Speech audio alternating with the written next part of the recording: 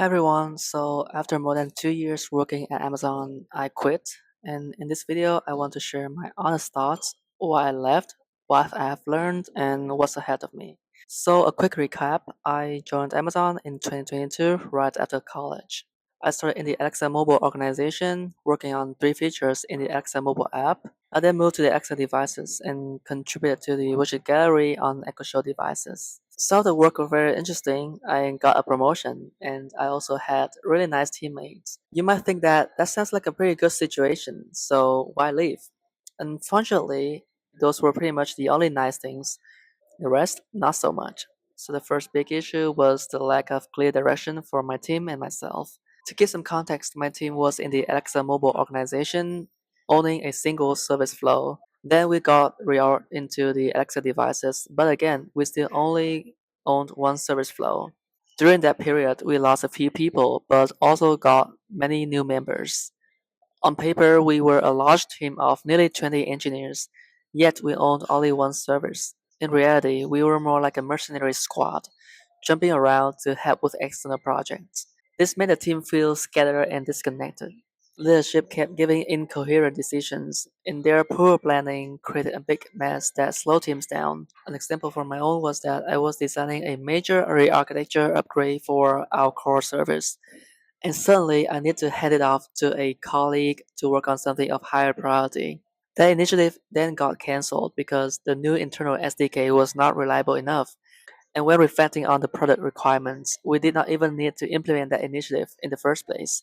So 2 months completely wasted. The second reason why I wanted to leave Amazon was that I was not learning and building as much as I wanted. After the reorg, I felt like I hit a wall. I was technically working on a new service, but most of the job felt like being a coordinator, attending meetings, managing dependencies, copying and moving pieces around.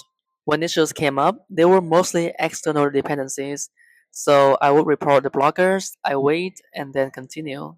There wasn't much engineering challenge in the actual work. At one point, my team was informed that we would take ownership of a video experience on Echo Show devices, but the deal was still up in the air by the time I left. And given the fact that leadership kept changing their mind, I didn't hold my breath. I started thinking seriously, if I stay for another few years, what would my career look like? Honestly, it did not look promising. So I wanted to find a new environment with better leadership and roadmap, a place where I can grow. Of course, internal transfer is an option, and I did contact a few teams across Amazon, like Amazon Prime or Amazon Music. But the next reason made it clear that I got to quit Amazon. So Amazon rolled out RTO 3, even though I believe that engineers would benefit a lot from in-person collaboration. That did not happen often enough when I was in the office. A lot of the times, I went to the office just to have online meetings. On top of that, the traffic was terrible, so wasting 6 to 10 hours every week felt awful. And just last year, Amazon announced that they wanted to do RTO 5. To me, this shows a huge lack of trust in employees by the leadership, or maybe it's a quiet way to get people to quit. Whatever the reason, it was demoralizing, and every year more teammates left. It just felt inevitable. That said, there was one part I genuinely enjoyed: mentoring new grads and interns. They were fresh out of college and just started to explore.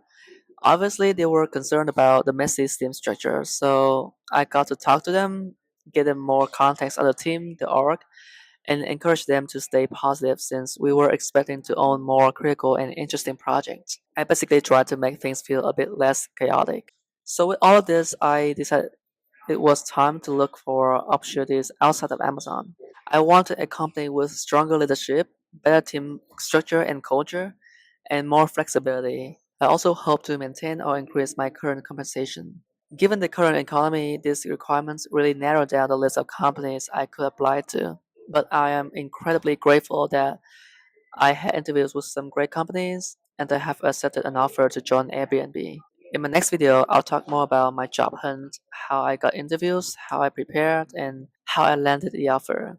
To conclude this video, I want to address that even though I could not stay at Amazon longer, I am truly grateful for the past 2 years.